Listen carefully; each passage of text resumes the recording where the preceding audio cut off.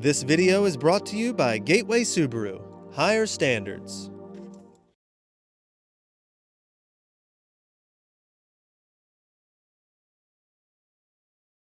Outdoors Delmarva covers everything outdoors, including real hunting and fishing situations involving wildlife. We do our best each and every week to keep it tasteful, but discretion is advised. Now, enjoy the show.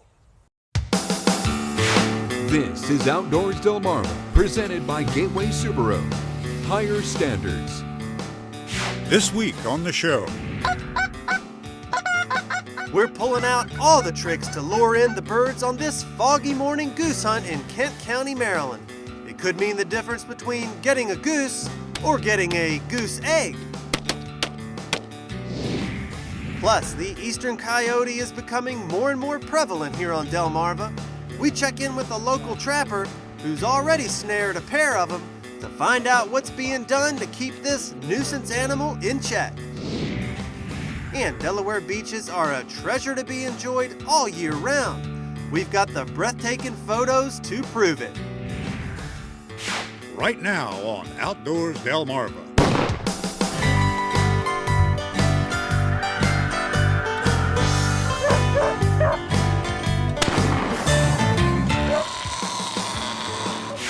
This is Outdoors Delmarva, presented by Gateway Subaru. Higher standards. And now, here's Andrew Tawes and Captain Willie Dykes. Thanks for watching Outdoors Delmarva. I'm Captain Willie Dykes. And I'm Andrew Tawes. Well, Willie, we've been hitting the waterfowl hunting pretty hard lately, and it's been hit or miss as to whether we get what we set out for or not. Last week was a good example where we went out looking for redhead ducks, but ended up having to settle for a pair of buffleheads. Yeah, I remember that. And also last week we showed some footage provided by our friends Danny Wynn and his sons Jimmy and Doug, who have been pretty successful this waterfowl season. Now, luckily they invited us along on a duck and goose hunt in the same area where the waterfowl have been so thick. So we had a feeling we were going to be in for an adventure. You've got to get up pretty early in the morning if you want to stay one step ahead of your prey, which is, in this case, geese, on this very foggy morning on a farm just north of Chestertown in Kent County, Maryland. And we'll be introducing some extremely advanced technology to our deadly arsenal. Little black balloons. The wind's coming from back here, so they're gonna land in our face if the wind stays like that. This is just an old trick that my dad used to use whenever he was growing up, and we figured it'd be nice to try it out. We'll find out, see how they work, and if it doesn't work, we're gonna pop the balloon. Our home for the next 6 hours will be this less than luxurious pit blind. First class here so far. We have a little bit of a roof and a little snow in here to keep our feet from overheating, so we're good. Brings the rain down to just a steady drip, so it's perfect weather out here for a little goose hunting. But we're a little concerned with the fog, which experience tells us usually keeps the geese on the ground. So we're pulling out even more tricks, including this little gem they call the finisher. Makes them think there's a goose on the ground flapping his wings. Everybody's happy, we're all friends. Right now they're being called at everywhere for the past month or so. Been peppered just about in every farm in this part of the world, so they're getting really smart to calls and they're getting smart to decoy spreads. Anything you can do to make the geese think these are real geese on the ground, you want to do. And in addition to geese, we're hoping we might get a duck or two. So with this low ceiling, these ducks could come pitching and rolling right out of this low ceiling right into us. And a moment later, that's just what happened. A couple of ducks flew behind us so fast we barely had time to react. And to our surprise, right behind was our first goose. I saw him, but then I saw the goose, and I'm thinking, well, we ought to shoot the goose. He was just pitching, rolling right in out the fog, man. We're going to work them in like that with that fog. They can't see us till they get right in range. Yeah. Well, that's a relief. Now we can put the Vienna sausages away. And just like that, the skunk is off. With the fog easing off a bit, we feel it's just a matter of time before things heat up. So we passed the time with some snacks. You gotta have your fudge when you're going goose hunting. It just makes everything better. And how decapitating a goat was an essential part of flight safety in the mountains of Nepal. You gotta get this on film. on the insignia. They had a Garuda. It was a picture of the Hindu god Garuda, the god of flight. They take the stump of the head and rub the blood on that symbol, and it stays on there until it wears off by, just the weather takes it away. Really? After they go around the helicopter 3 times, rub his bloody stump on the helicopter, everybody gets a tikka and a shot of Roxy. You're good for a year. Rice liquor. You never know what you're going to learn when you go hunting. And with the visibility clearing, the geese get busy, starting with this single, who's lucky that old Willie did most of the shooting. 3 shots and no bird down, so I'll call that practice. Now the skies start to get busy, and for the rest of the day, we're going to get our share of opportunities. All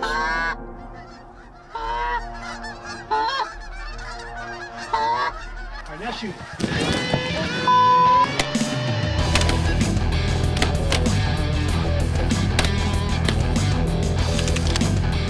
And we get a couple, but what happens next makes our day.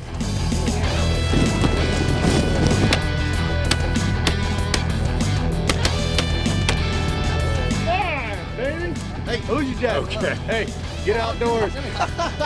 Get outdoors, Delmarva.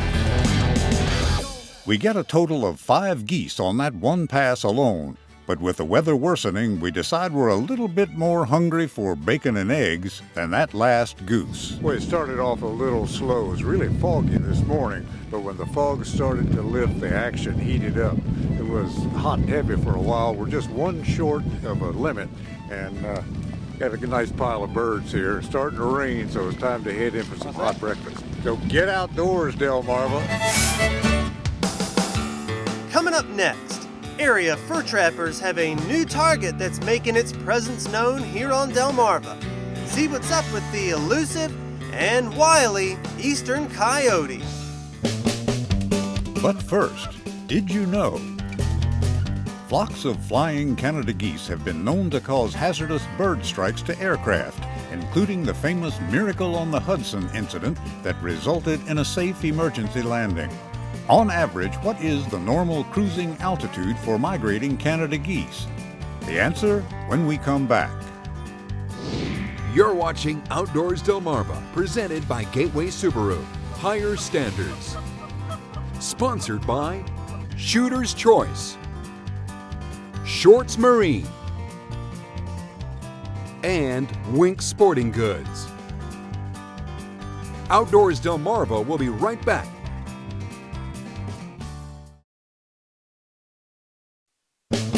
Did you know? Canada geese normally cruise at an altitude of 3,000 feet during migration. In January of 2009, Flight 1549 successfully ditched into the Hudson River after striking a flock of Canadas at an altitude of 2,818 feet, according to the aircraft's flight data recorder. Did You Know is sponsored by North Bay Marina. Fur trapping has been a part of Delmarva for decades, and over the years, a lot of trappers have been focusing on the red fox. However, in the last year or so, a new predator has been making its presence known. Through the muck and the mire, fur trapper Gene Garrett makes his way from trap to trap to see what may lie in wait. I'm trying to clean up some of the coons around here. The first traps hold raccoons, the capture of which landowners hope will increase the wild turkey population. And then somebody else gets a nice sweet meal. Yes. Raccoon meat. Gene's favorite target has been the red fox, but this year, the number he's trapped has declined. I credit a little bit to the coyote. Wherever there's coyotes, I won't catch anything. I can go into the farm and set traps, and within a few days, pretty well tell you there's might be some coyotes around. And there are coyotes around this farm. Right down here is where I caught the first coyote. Last month, Gene trapped 2 of them here. One was 39 pounds, and from a distance, he thought he had a small deer. Put a little urine on there. Hopefully he'll come up, cock his leg up on there, and have a surprise for him. But trappers are not the only people with eyes on the coyote. Maryland and Delaware are the last two states to have them colonized. With expanded hunting seasons for the coyote, officials in both states are hoping to get an idea of what's out there and why they are here. It's just that the void has been there, and they're just now starting to fill it in. We've got the red foxes, which are not native to the United States, that have sort of filled in the predator. But the coyote is the top predator here now. He's twice as big as the red fox. Eats about the same thing, but he's bigger. So he's going to be push the red fox out. Since the coyote's new to the area, the verdict is still out on what it could mean to Delmarva wildlife. I'm not sure it's good or bad. It's going to put another predator out there, which can be hard on some animals. It is going to affect the deer population somewhat. It's going to have effect on our feral cat population. They do eat cats. So it's good and bad. It's something we're going to have to deal with, because they are coming and they are going to be here. I'd say he outfoxed me, but he out-coyoted me this time. At another location in Worcester County, all signs point to coyotes as the culprit. That's coyote scat. It's got a lot of hair in it. It's much bigger than a fox, so he was here. And just last year at the same spot, Gene trapped this coyote. The biggest concern now is how many are here. We do know they're in every county. At this point, we're pretty sure we have a small population. In Maryland, you can hunt coyotes in the daytime all year long. And now in Delaware, they can be hunted from September until the end of February. Trapping in Maryland is from November through the end of January, and in Delaware from December through March 10th. We're hoping our regulation allowing people to take these coyotes every day will slow down the colonization of the coyotes here. And we are concerned, like I say, it's bringing another predator in, putting more pressure on some of our other wildlife species. And with the declining number of red foxes trapped this year, guys like Gene Garrett are left wondering what the future will hold with the growing number of cunning coyotes. It's going to be hard to control them, trapping or hunting them, They're here and they're here to stay, and we're going to have to deal with them, and it's definitely going to be a challenge. Coming up next, most people only think of Delaware's beaches during the summer, but this time of year they are picture perfect. Outdoors Delmarva will be right back.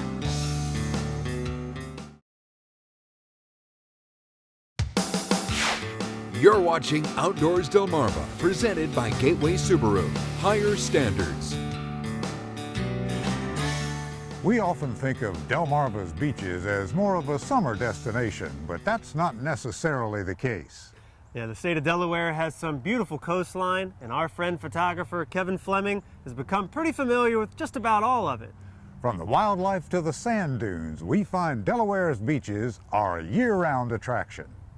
Well, Delaware is blessed to be the rest stop on the interstate of wildlife migration. We are right on the Atlantic Flyway, and all the birds that migrate north and south twice a year come through Delaware.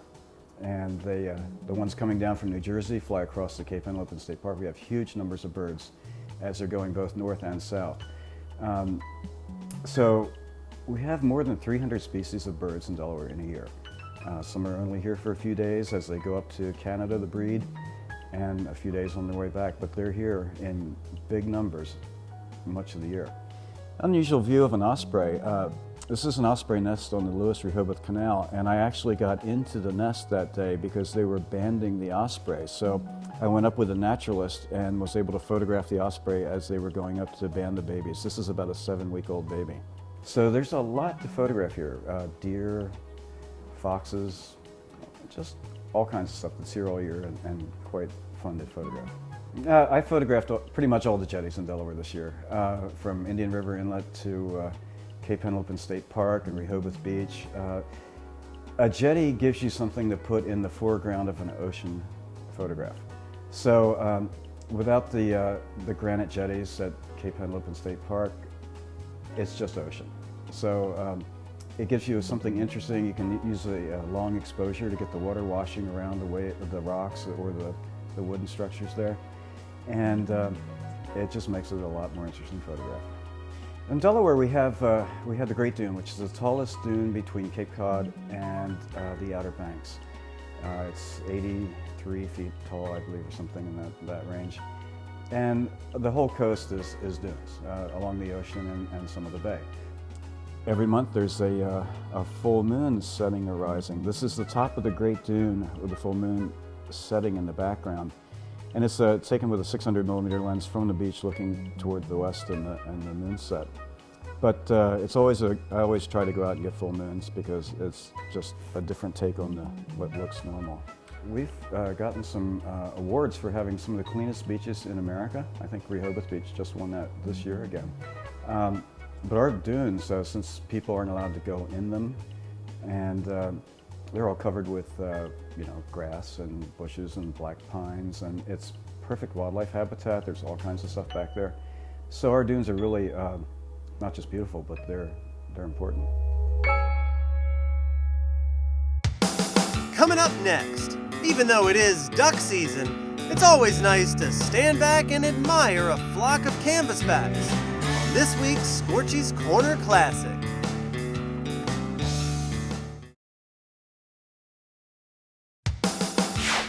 You're watching Outdoors Delmarva, presented by Gateway Subaru, higher standards.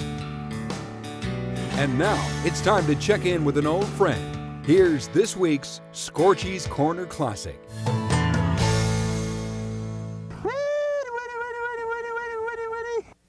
You might call him Keeper of the Cans. A few years back, I seen these canvasbacks out here, and I baited them to the shore, and got them started feeding along the shore. And ever since then, they've been coming back every year. 81-year-old George Dreyer lives on a little bluff overlooking the Wycomico River at Mount Vernon. Once an avid duck hunter, he's now an avid duck protector. I ducked all my life. I killed enough ducks in my life, and now I'm getting so I can't shoot very good, just to look at.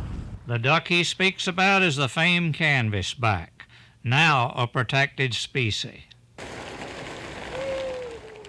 When they see me throwing the corn out, man, they've come flying in. They fly from out there. So you throw the corn and you go what? What do you say? That's the way I call them. What does that mean? I don't know what it means to them, but they know what it means. George Dreyer religiously feeds his coveted canvasbacks twice every day, at daybreak and again late in the afternoon. Yeah, they like that corn. When I have a string, it's sometimes a string out 100 yards long before they all get in here to feed. George's cans have declined over the years from a couple of thousand at the beginning to a few hundred now. But as long as there are canvasbacks to be fed, he'll be there sprinkling corn along the river's edge.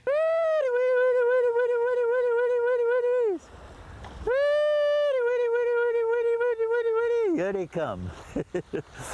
They're headed in. And that means absolute joy to George Dreyer, custodian of the canvasback. Coming up next, your latest viewer videos and pictures. Outdoors Delmarva viewer pictures are sponsored by North Bay Marina.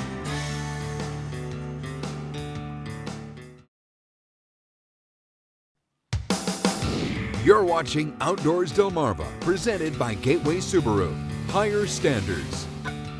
Sponsored by Shooter's Choice, Shorts Marine, and Wink Sporting Goods.